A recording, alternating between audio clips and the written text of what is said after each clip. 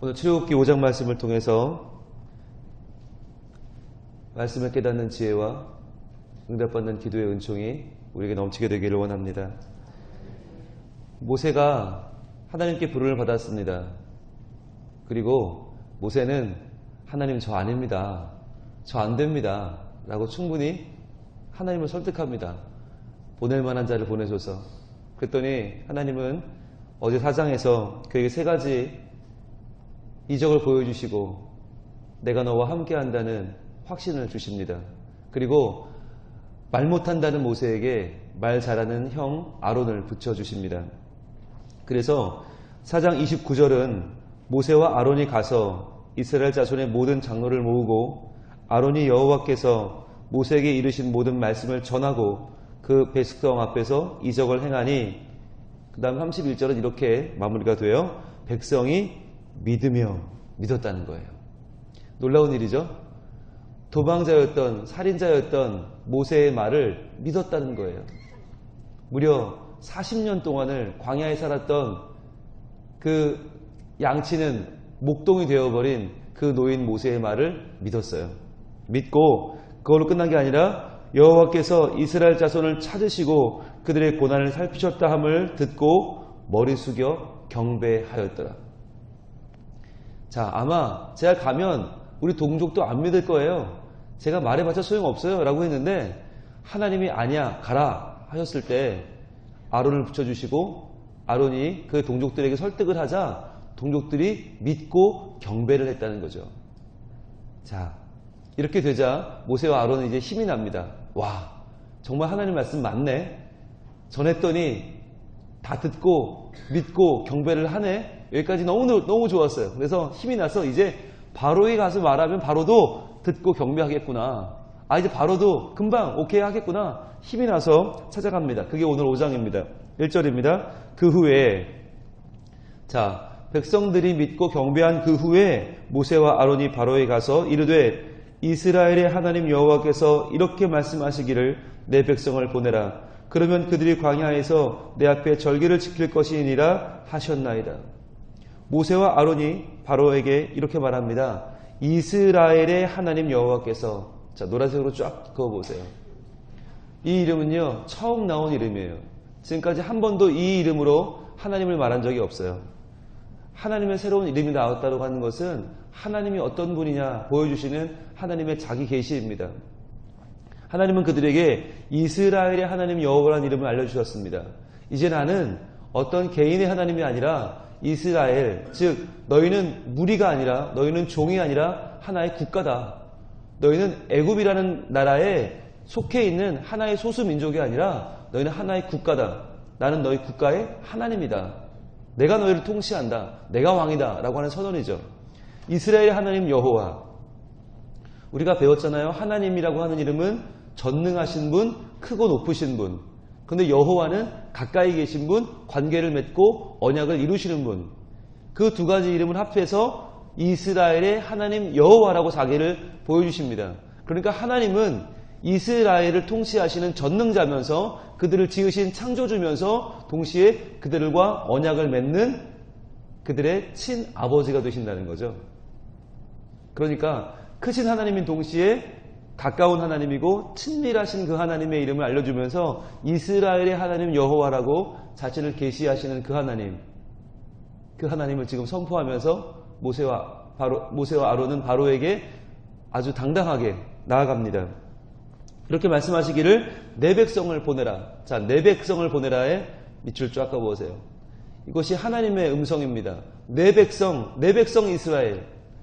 이제 하나님께 이스라엘은 어떤 한 백성이 아니에요. 그냥 종노릇하는 소수민족이 아니라 내 백성이에요. 나는 이스라엘의 하나님이고 너희는 내 백성이다. 하나님은 정체성을 분명하게 말씀하시면서 내 백성을 보내라. 보내라고 하는 말은 해방시켜라. 자유를 주어라. 이제 그는 너희 종이 아니다라고 하는 거죠. 왜? 내 백성이니까. 왜 네가 내 백성을 데리고 있어? 당장 내놔! 라고 하는 하나님의 주권을 선포하는 것입니다. 내 백성을 보내라. 그러면 그들이 광야에서 내 앞에 절기를 지킬 것이니라. 자, 광야에서 절기를 지킨다는 게 뭐죠? 절기를 지킨다는 것은 예배한다는 거죠. 하나님은 출애굽을 명령하시면서 분명하게 그 이유를 설명하시는데 바로 예배하기 위해서라는 거예요. 우리는 출애굽의 자유, 그것을 곧 뭐와 연결시키냐면 가나안 땅의 축복과 연결을 시켜요. 그러니까 자유는 곧 축복을 위한 것이다. 그런데 하나님께는요, 그 중간에 단계가 하나 더 있어요. 그게 예배예요. 왜 하나님이 출애굽을 시키시나, 왜 자유를 주시나, 축복을 주기 위한 것만이 아니라 그 전에 먼저 예배하기 위해서 예배하는 주의 백성을 하나님의 축복으로 인도하시는 거죠. 그러니까 자유케 되고 예배하게 되고 축복을 받고, 이게 세 가지 단계가 있는 것인데 우리는 뭘 뛰어넘냐면 예배를 뛰어넘으려고 해요. 그래서 출애굽은 곧 가나안 들어가는 거, 자유는 곧 축복, 이렇게 생각하거든요. 그런데 하나님께는 더 중요한 문제는 예배라고 하는 것입니다. 이스라엘 백성들이 애굽에서는 예배를 드릴 수가 없어요. 왜? 첫째는 신분이 종이니까. 종은 주인에게 비위를 맞춰야 되잖아요. 주인의 명령을 따라야지 주인을 따로 두고 어떤 신에게 예배를 해요? 예배할 수 없죠. 그런데 더 중요한 문제가 있어요. 애굽은요, 모든 동물이 다 신이에요. 모든 동물이 다 우상이에요. 그러니까 동물을 잡는 제사법이 결코 허락될 수가 없는 거예요. 오죽하면 애굽 사람들은 목축업 자체를 싫어해요. 어떻게 목축을 할 수 있어? 어떻게 동물을, 우리의 신들을 칠 수 있어? 어떻게 우리 동물들을 멱을 따고 배를 가르고 불에 태워서, 야, 그게 말이 돼? 애굽은요, 끔찍하게 여기는 거예요. 그러니까 애굽 땅에서는 제사를 지낼 수가 없는 거예요. 제사법대로 할 수가 없는 거예요. 그래서 우리를 광야로 내보내주세요. 우리를 자유케 해주세요. 그래야 우리가 예배할 수 있습니다. 라고 말하는 거죠. 지금 하나님의 포커스는 어디냐면 예배에 있는 거예요. 그런데 바로의 포커스는 거기에 있지 않죠. 2절, 바로가 이르되 여호와가 누구이기에 내가 그의 목소리를 듣고 이스라엘을 보내겠느냐? 나는 여호와를 알지 못하니 이스라엘을 보내지 아니하리라. 지금 입장이 달라요. 이스라엘 백성들은 모세와 아론이 얘기하니까 바로 믿고 바로 경배했어요. 근데 바로는, 야, 내가 왜 보내냐? 무슨 말을 하고 있는 거냐? 이스라엘을 왜 보내 내가? 적반하장이죠. 왜 이렇게 나와요? 이유가 뭐예요? 여호와를 알지 못했다 그랬어요. 자, 여호와가 누군지 모르니까 이 말씀이 그에게 들어오지 않는 것이에요. 여러분, 이게 중요한 차이입니다. 이스라엘 백성들은 여호와를 압니다. 여호와를 아는 백성이니까 그의 말씀에 순종하고 믿어지고 경배하는 거예요. 그런데 여호와를 알지 못하는 바로는 그의 말씀을 들어도, 야, 여호와가 누군데 내가 왜 이스라엘을 보내? 라고 그 앞에서 거부하고 나오는 것이죠. 이만큼 여호와를 안다고 하는 것이 중요한 것입니다. 여러분, 여호와를 안다? 여호와를 아는 지식이 있다? 굉장히 복을 받은 것이에요. 하나님을 모르면요, 아무리 주의 말씀을 들어도 그게 와닿질 않아요. 하나님 말씀이 중요한 게 아니라 내 입장이 중요한 거고요, 내 계산이 중요한 거고요, 내 이익이 중요한 거예요. 내 이익에 반하는 건 절대로 오케이 할 수가 없는 거예요. 그게 하나님을 모르는 사람의 모습이에요. 그러니까 교회 안에서는요, 하나님을 아는 사람들의 모습이잖아요. 적어도 내 유익만을 따라 사는 세상보다는 훨씬 더 나은 거죠. 아무리 교회가 이 시대에 많이 어려움을 당해도요, 그래도 교회가 희망인 이유가 무엇입니까? 여호와를 알기 때문입니다. 여호와를 아는 지식이 있기 때문입니다. 가장 큰 지식이 있어요. 우리 교회 밖의 사람들은요, 세상이 어떻게 지어졌는지를 몰라요. 세상이 어떻게 여기까지 왔는지를 몰라요. 인간이 얼마나 귀중한 존재인지를 몰라요. 하나님을 모르기 때문이에요. 천지의 창조주도 모르고 하나님 형상대로 지어진 인간도 몰라요. 그러다 보니까 인간도 아무것도 아니고 그냥 다 경쟁하다가 밟히면 밟히는 대로 그냥 다 인간의 가치를 모르는 거예요. 그러나 하나님은 살아계셔서 우리에게 자신을 보여주시고 자신을 계시하시고 자신을 알려주십니다. 자, 이렇게 나는 여호와를 모른다, 나는 너희를 보내지 않을 거야 라고 나오자 한번 그들은 놀라죠. 놀라면서 이게 아닌데 라고 한번 위축이 됩니다. 3절입니다. 그들이 이르되 히브리인의 하나님이 우리에게 나타나셨은즉. 자, 아까는 뭐라고 그랬어요? 1절은 이스라엘의 하나님 여호와, 우리의 국가의 하나님, 우리의 왕 되신 하나님, 우리는 하나의 국가, 우리를 놔주세요 라고 했는데 바로가 말을 안 들으니까 이게 아닌데 한번 수그러들어요. 히브리인의 하나님. 히브리인이라고 하는 말은 자기를 굉장히 낮춰 부르는 말이에요. 우리는 약자입니다. 히브리인들, 그냥 흩어져 돌아다니는 하나의 나그네들이에요. 히브리인이란 말은 나그네란 말이에요. 그러니까 아까는 하나의 국가 이랬는데 이제는 나그네. 아, 우리 그냥 불쌍하니까 봐주세요라고 하는 거죠. 확 내려가는 거예요. 원문에서 이 말씀은요, 굉장한 청유형이에요. 제발 좀 부탁하는데 저희를 와주세요라고 하는 1절의 당당한 모습은 사라져버렸어요. 히브리인의 하나님이 우리에게 나타나셨은즉. 자, 우리도 이러고 싶어 그런 거 아니거든요. 우리 하나님이 나타나셨어요. 우리 제발 좀 놓아주세요. 우리가 광야로 사흘길쯤 가서 우리 하나님 여호와께 제사를 드리려 하오니 가도록 허락하소서. 자, 사흘길을 가게 해주세요. 가서 뭐 한다고요? 제사를 드린다고요. 또 분명하게 지금 말하고 있죠. 이 땅에서는 제사를 드릴 수가 없습니다. 제사법 자체를 애굽 사람들이 거부합니다. 우리가 사흘길쯤 가서 예배하고 오겠습니다 하는 거죠. 여러분, 사흘길이라고 하는 것이 100km 정도 되거든요. 사흘길이 성경에서는 굉장히 중요한 의미가 있어요. 사흘길은요, 거룩하게 구별하는 거리예요. 구별하는 거리. 여러분, 사흘길이 언제 나왔죠? 창세기에서? 우리 창세기 22장에서 하나님께서 아브라함에게 너희 아들을 나에게 제사해라, 번제로 바쳐라 하고 했을 때 모리아산까지 가는 거리가 사흘길이었어요. 그러니까 그 사흘길은 이삭을 내 아들로 볼 거냐 하나님의 소유로 볼 거냐를 결정하는, 거룩하게 구별하는 그 길이 사흘길이었어요. 또 사흘길이 어디서 나왔죠? 창세기 30장에서 라반이 그의 조카인 야곱과 그 소유 문제로 실갱이 벌일 때 자기의 양과 야곱의 양을 떼놓는 거리가 사흘길이었어요. 구별해 놓는 거죠. 네 것과 내 것을 완전히 구별하여 떨어뜨려 놓는 거리가 사흘길이었어요. 그리고 나중에 사흘길은, 사흘이라고 하는 것은 요나가 3일 동안 물고기 뱃속에 있죠. 그러면서 이전에 생각하던 나의 생각과 하나님의 계획을 맞추어가는, 하나님과 나와의 간극을 줄이는 그 기간이 3일길이 되죠. 그리고 제일 중요한 건 예수님이 사흘 동안 무덤에 계셨죠. 죽으신 지 사흘 만에 부활하시죠. 그러니까 이렇게 사흘은 굉장히 거룩한 의미를 가지고 있는 날인데, 이 사흘길쯤 가서 100km를 가서 예배하겠다는 거예요. 그런데 그 제사하겠다는, 예배하겠다는 그들의 말을 어떻게 애굽왕은 받아들입니까? 4절입니다. 애굽왕이 그들에게 이르되 모세와 아론아 너희가 어찌하여 백성의 노역을 쉬게 하려느냐? 가서 너희의 노역이나 하라. 제사하겠다고 하는 그들의 말을 바로는 노역을 쉰다는 말로 들어요. 왜 노역을 쉬는데? 왜 너희가 일을 쉬어야 되는데? 가서 너희 노역이나 하라. 이게 하나님을 모르는 세상의 말이에요. 우리는요, 제사해야 됩니다. 예배해야 됩니다. 주일은 하나님께 나와 예배해야 됩니다라고 말하는데, 바로는 세상은요, 아니 너희 노역이나 해라, 너희 일이나 해라. 이 모습은요, 마치 우리의 자녀들 공부하라 끝없이 그들을 하나님 없이 이 땅의 창조주를 생각하지 않고, 내가 누구인지를 생각하지 않고, 나의 가치를, 인격을 존중받기 전에 무조건 공부로 몰아가는 세상과도 똑같은 말이에요. 하나님 말씀하시죠. 우리 다음 세대가 예배하게 해라.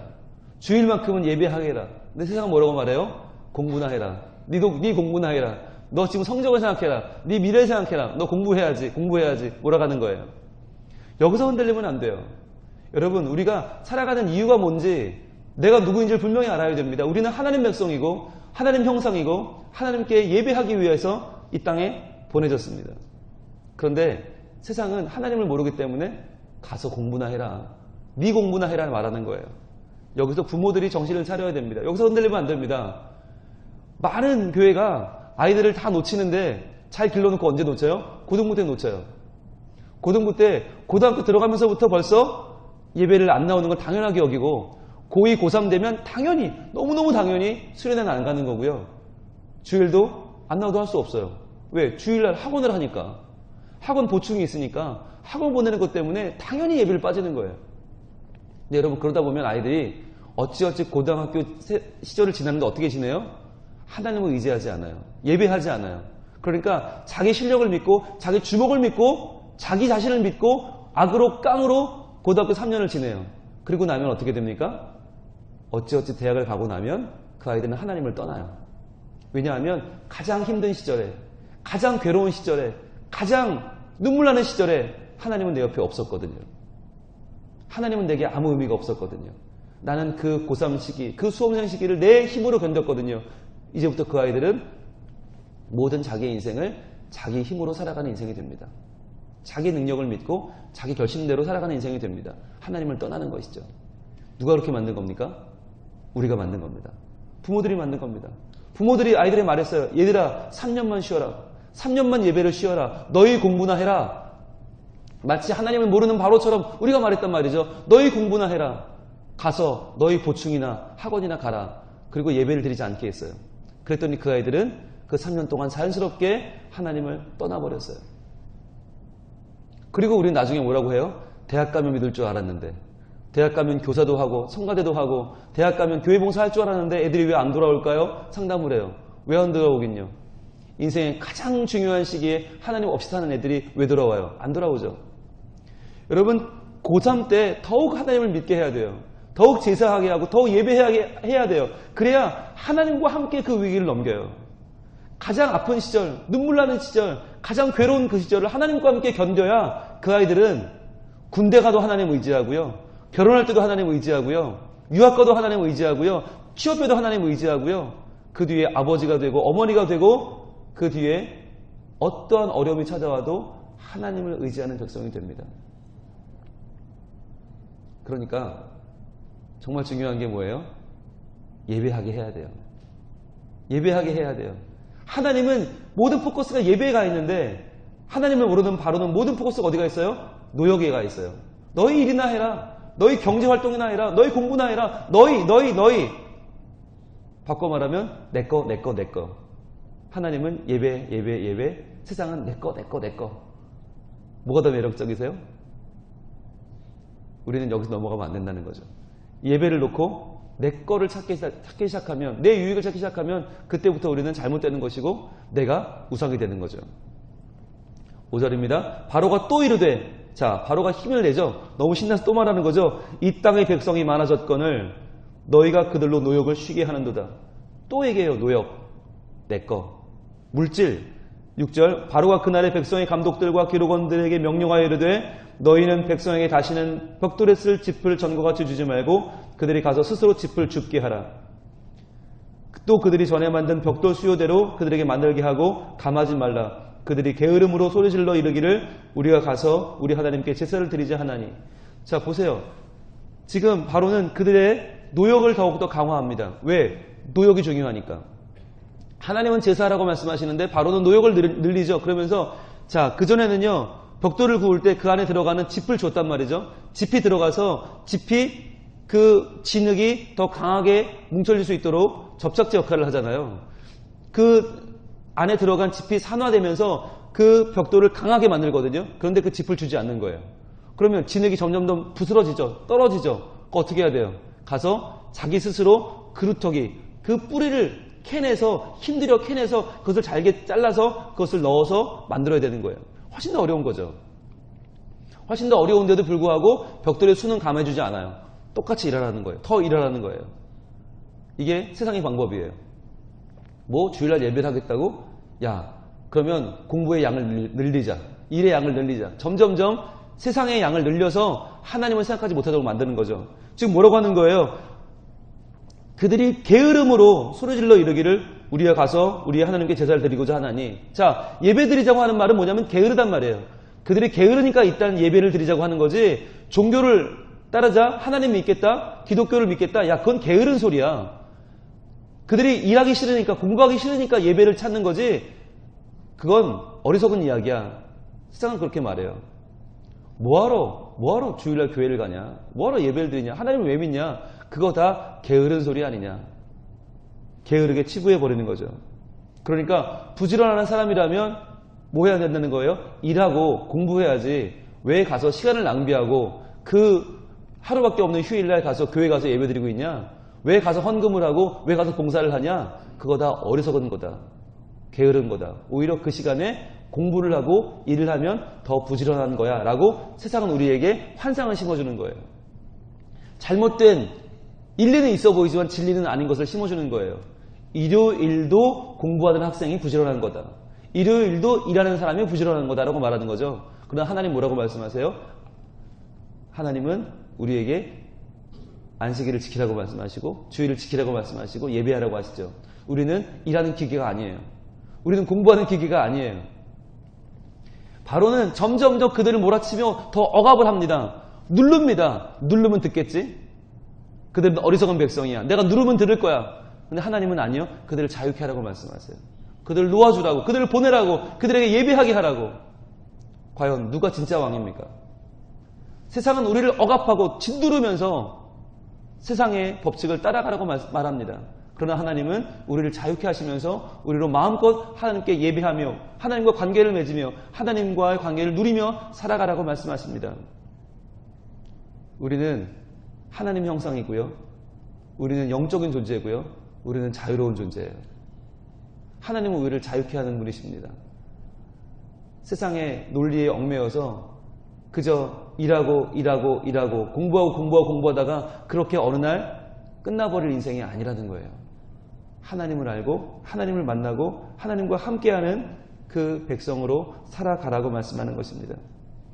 그런데 바로는 뭐라고 해요? 9절입니다. 그 사람들의 노동을 무겁게 함으로 수고롭게 하여 그들로 거짓말을 듣지 않게 하라.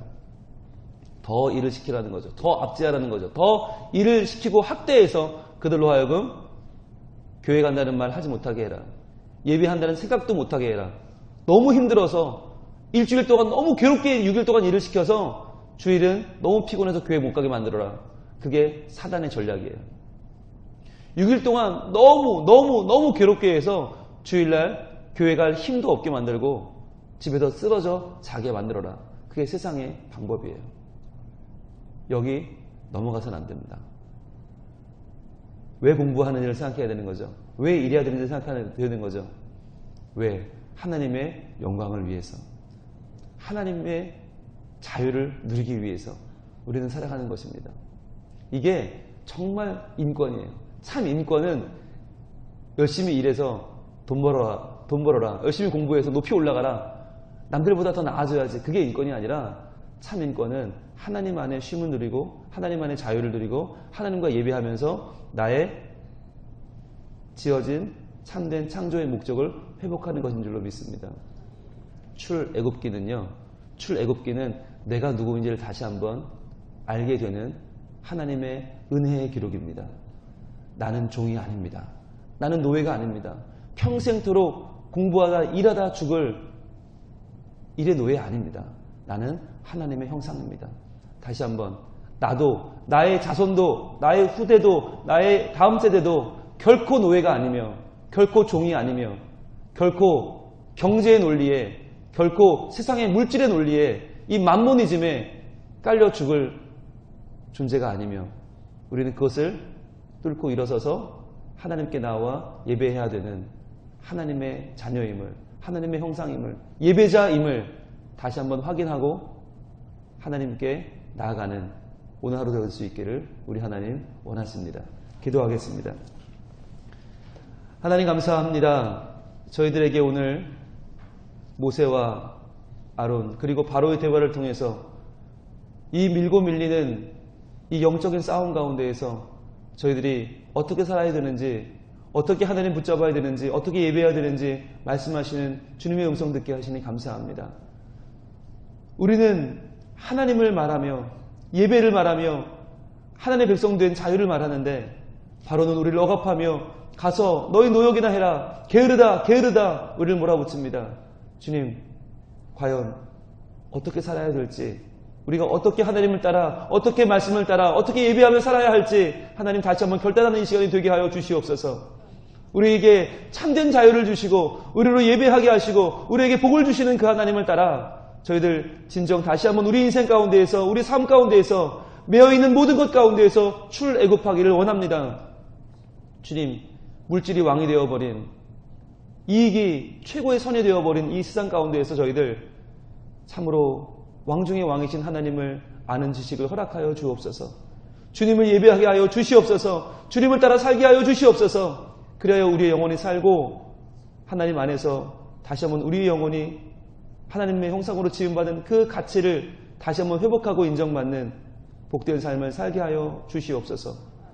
오늘도 우리들 현실의 삶을 열심히 살되 그러나 나의 본분은 하나님의 예배자임을 기억하고 새벽에 나와 예배하며 시작하는 모든 하나님의 백성들에게 오늘 하루도 주님 동행하여 주시고 하나님 말씀 가운데 하나님의 도우심 가운데 승리하는 오늘 하루가 되게 하여 주시옵소서. 예수님 이름으로 기도합니다. 아멘.